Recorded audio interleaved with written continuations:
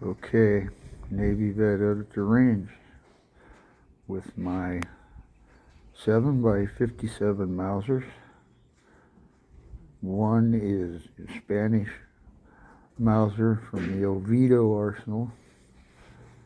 The other is a Chileano Mauser, or Chile, and it's an 1895. So this is a 93. This is a 95, but if you look at them, outside features, they are pretty much identical. There are a few differences. This one says Mauser Chileano Modelo 1895, and then Low Berlin, and that says Manufactura Low Berlin. The slides are slightly different. This one's a button. This one's just a... I can't get it to move right now. It's kind of stuck. But I just dropped again. Awesome. But anyway, they're pretty much the same. Nice Oviedo crest. This one's got a 1928 date on it. And it says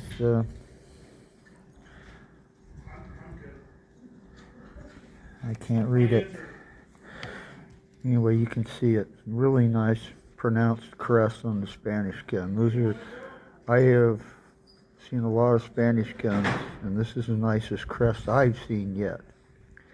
And the Chilean Mauser has a pretty decent crest on it as well. I've seen better, but it's really nice.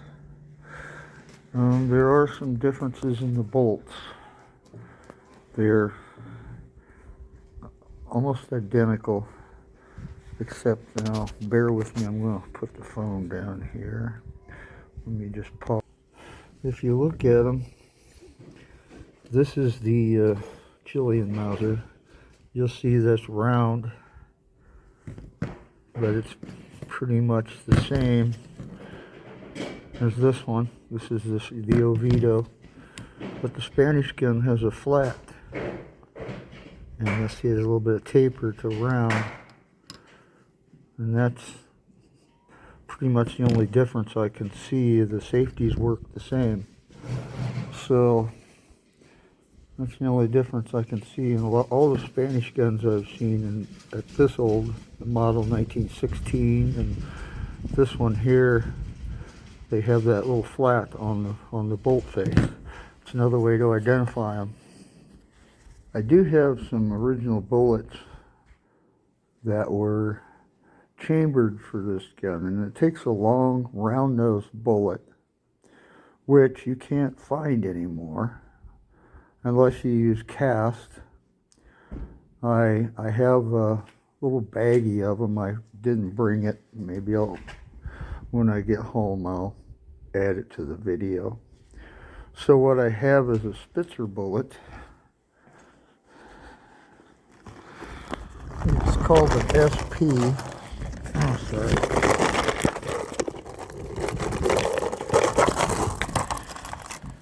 And it's 154 grain soft point. That's what SP means. It's a flat bottom bullet. And I just dropped my load data.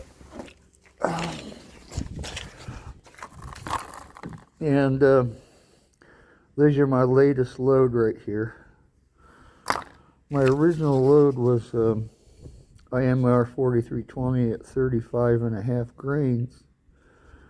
These are advertised as 287 diameter bullets, but they actually measure 287.5. No, 286.5. I had the overall length at 3 inches. I used a chamber gauge, full length gauge, overall length gauge, whatever it is, a Hornady gauge, and I did a test with this bullet in the bore, and when it actually touched the lands, it was outside the case. So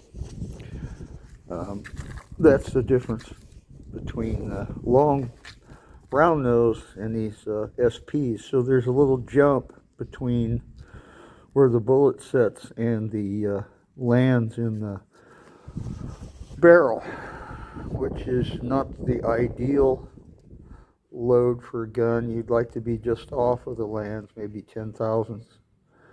And so I got quite a bit of jump. These are the IMR 4320 bullets. They've been loaded for quite a while. That was a good load, and they quit making 4320, which sucks. So I'm trying a different load today. That's the bullets that are upside down. That's IMR 4064 at 28 grains. Now that's a approximately 15% drop from the start load, which is suggested in the manual. The manual says 10 to 15% reduction from the start load for the small ring Mauser, because the load data is actually for the large ring and modern 7x57, which is a 284 diameter bullet, and it's a stronger action. So I got it at that's a 154 grain bullet, and I bumped the overall length out by 58 thousandths.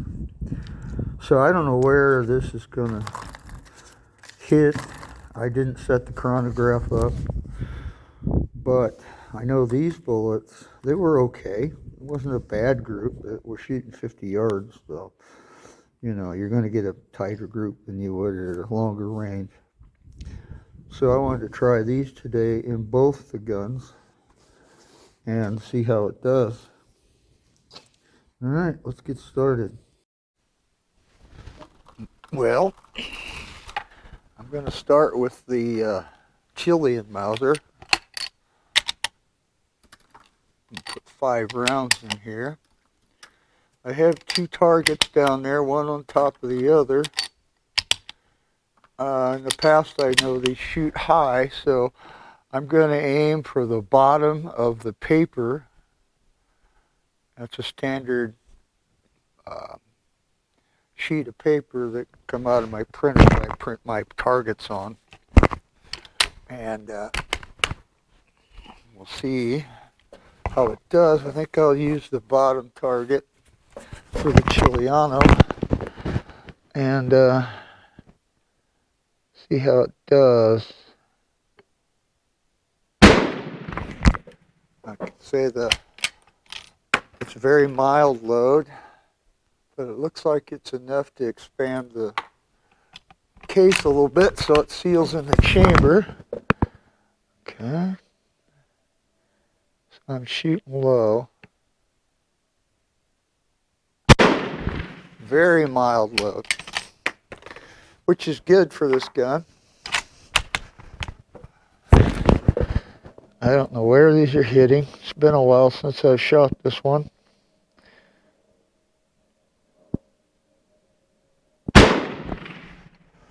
I should put a little dot down there for a reference, because I know they're going to shoot high. At least they have. This load's different, so I don't know really.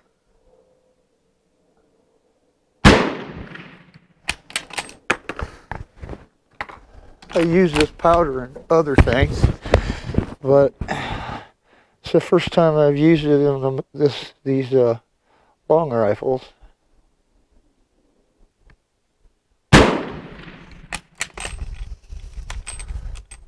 Okay, there's 5. I want to check and see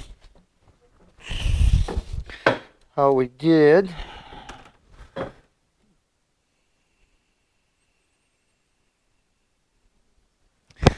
And it actually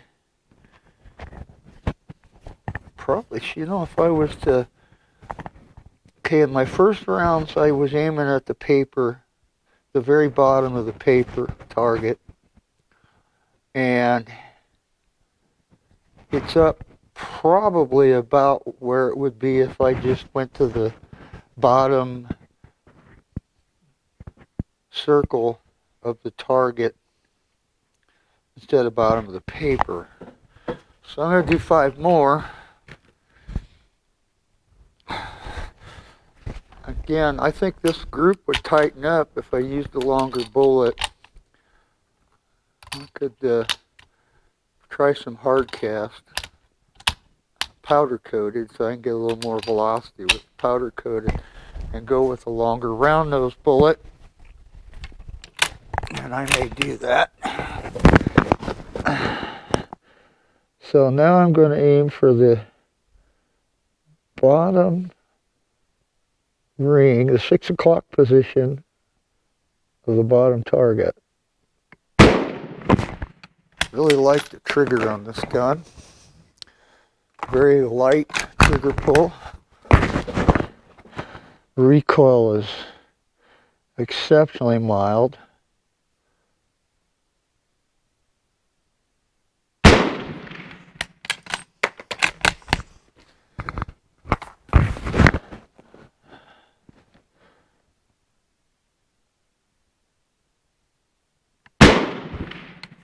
The bolt is just smooth as glass.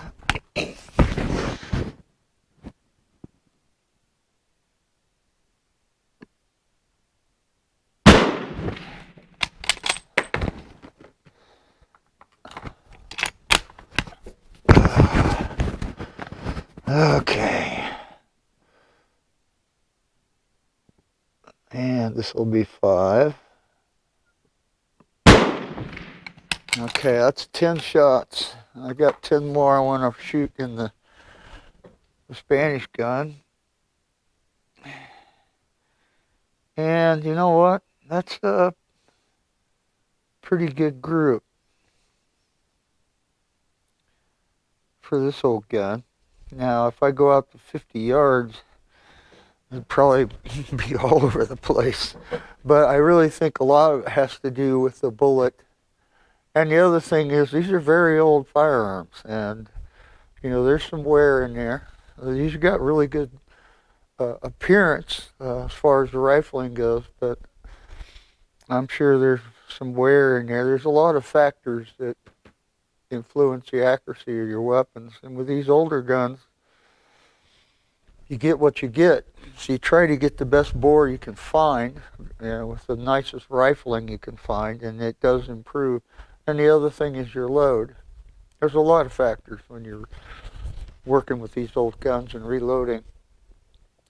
But I have to find a replacement for the 4320, which is really sad. I don't know why they stopped making the 4320. It was an awesome powder. I do remember somebody commenting that there's another powder out there that you can substitute for the 4320. I don't remember the details of that.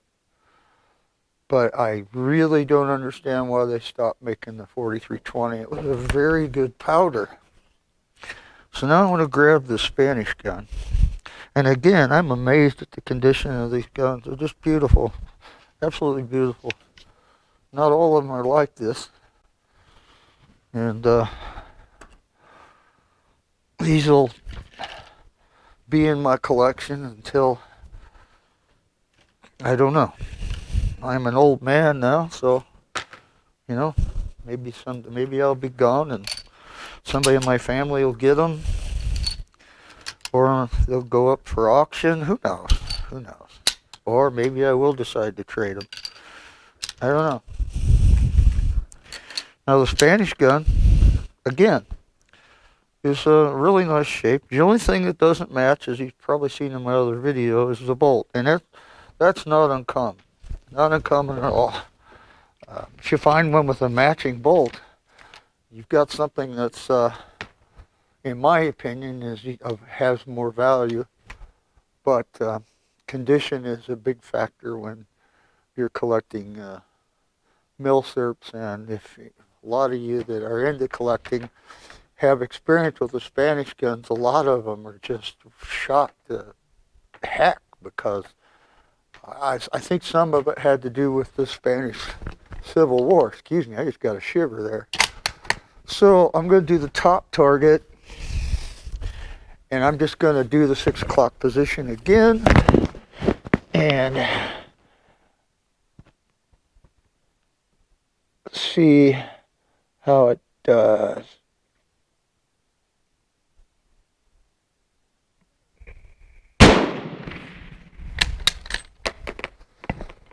These small ring Mausers, you know, there's a lot of debate on them. At least I've been seen some debate on them about pressures and how to load them, and some say don't bother because they're dangerous and all of that. Well, that's a lot of horse hockey. They Spanish converted a bunch of them to 7.62 by 5.1, the small rings, and I believe their pressure is a little bit more than this 7mm Mauser, but I haven't looked at that, so I'm not sure, but I would think it is. And I have one of those firearms, and it shoots very well. I do try to load for lower pressures, and I haven't had issues with it. I've had other people say that you could use the NATO round in them, and they don't have any problems. Me, I'm not going to take that chance.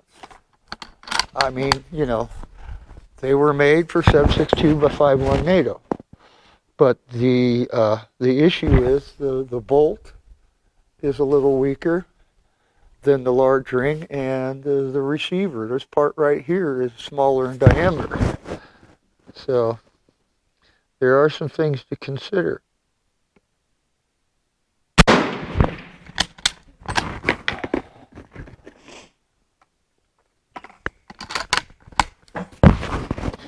Again, very, very mild.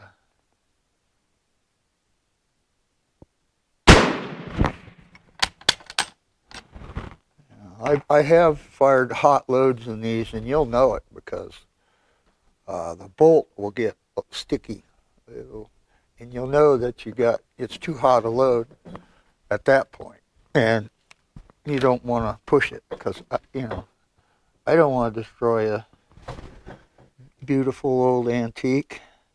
Okay, now that one I shot the 6 o'clock position on this gun, and it shot probably 8 inches high, and I have a vertical string.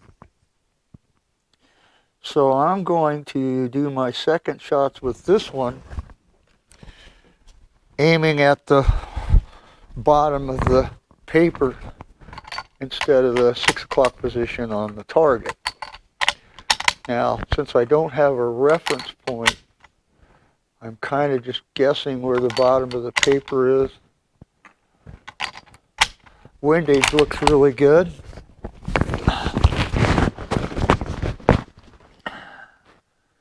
So I'm going to guess about right there.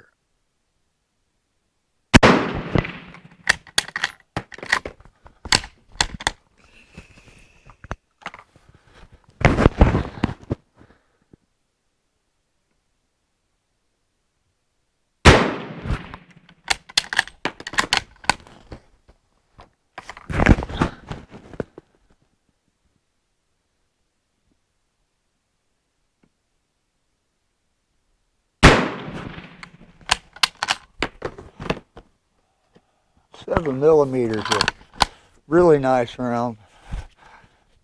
And this is the gun that was used in the Spanish-American War. And it was devastating to the American troops who were using the 30-40 Krag and figured they needed to go with a upgraded firearm because the FUD lore I've heard is this gun was shooting circles around the 3040 Craig because, you know, this uses a stripper clip. It's faster to reload. And it's just really smooth action. And so I think this firearm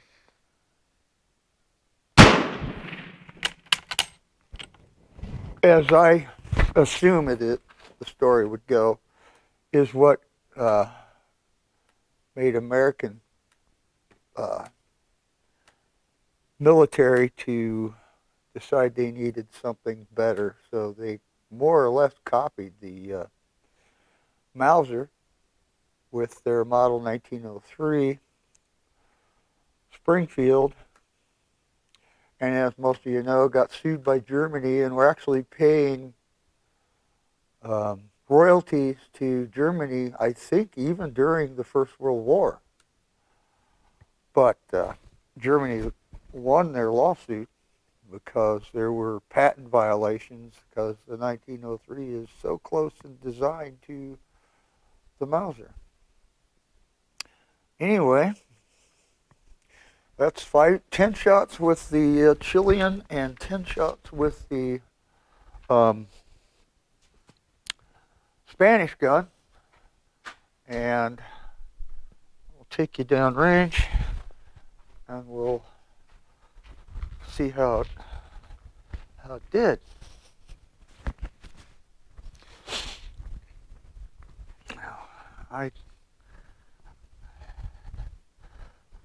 had this GoPro for a while and I'm still learning with it, but you know, I really like the GoPro. The only thing I wish they would do is have a pause button so you don't have to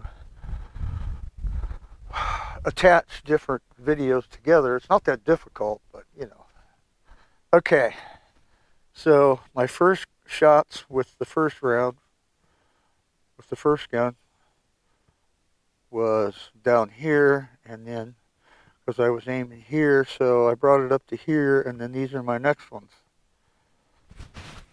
So, you know, that's not bad at 50 yards. My first shot's here with the Spanish gun, or the Spanish gun. I aimed here. No, I didn't. I aimed here, and they went up there in a vertical string. 1, 2, 3, 4, 5. And then my next shots were at the 6 o'clock, and that's what we got. Now, even with the jump, you know, the bullet, the jump between, there's a space between the bullet and the lands and the bore, that's a pretty decent group. That's a really good group. So aiming here, hitting here. Very good group. Now, I know one gun has more jump than the other, and I honestly don't remember which one it is. But that's a really good group with that reduced load at 50 yards. Now, my vertical string there, I can't explain that. I know there's a reason for that. And my second shots were there. Very good. I think that's a good load. I don't think I'll mess with that. And that was a 15% reduction between the start load and the, I don't remember which manual it was now, Hornady or the Lee. One start load was a lot more grains than the other. So I'll get back up there and I'll let you know which manual it was. I think it was the Hornady manual I used. How you doing? Awesome. As you can see, it's a pretty overcast day out here. It's it's April 5th. And it's, of course, northern Indiana. It's just how it goes.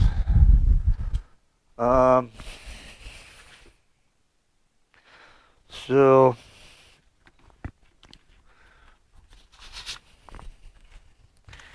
okay, yeah, it was the Hornady manual, and that was a 15% reduction from the start load in the Hornady manual. So that's a good load. It's very mild, and it works great.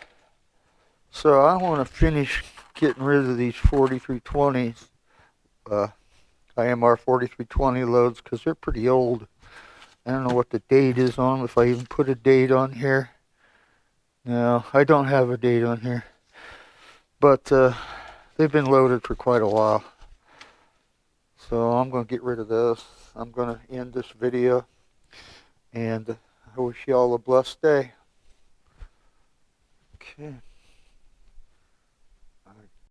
Here is the bullet that was intended for the 8x57 Mauser, the early ones. And this is a military load. And you can see the date stamp on there. And FN. And it is a round-nosed bullet. And you can see there's a slight difference in length, but this one is closer to the lands than my Spitzer bullet. Not as much jump. And I have a few of these, but that's the bullet that was intended for the 7x57 Mauser. Alright. Alright. I pulled the bullet, and you can see this is the powder that was in there. It's a flake powder. And this bullet measures like, out here at the end it was like 285 or something like that. And I believe these were, because of the long bearing surface, my guess is that the smaller diameter worked better. That's just a guess. But that powder is from, what is that date on there? 1936, I believe is what it says. Yeah, 36. Now let me grab another bullet. And you can see there's not a lot of difference in length, but it's the bullet geometry that makes the difference as to the proximity to the lands in the barrel. That's you can see the lead core in there, and my guess is it probably expands the base a little bit and engages the rifling. That's just conjecture, but that would be my guess.